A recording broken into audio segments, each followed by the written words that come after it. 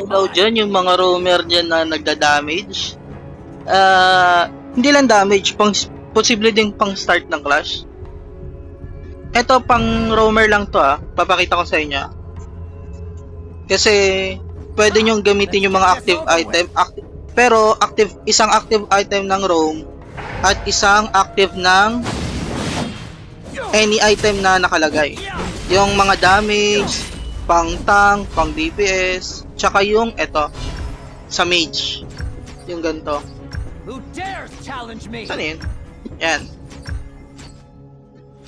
Yung isa lang sa dahilan kung bakit roam lang pwede to kasi kung tatanggalin ko to tapos sabihin natin mag-anihin ako ng mag-ano ako ng mage, hindi siya gagana. Ayun parehas lang sila ng cooldown. At kung parehas ko man, at isa ko man lang gagamitin sa kanila, hindi gagana.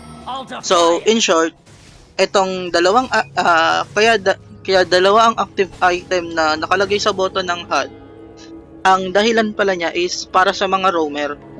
So alam niyo na mga roamer na high rank dyan or low rank, marami na kayong pwedeng gawin. Pwede na kayong mag-experiment dyan. Kasi napansin ko lang walang gumagamit Ako lang Ako lang yung nagko-combo sa roaming build ko. Pero mention ko lang din, ito yung mga pwedeng gamitin Hindi naman pwedeng gamitin, pero depende sa'yo. Pero ito yung mga ginagamit ko sa gantong mga trip kung dalawang active item na build. I will end the chaos and restore order.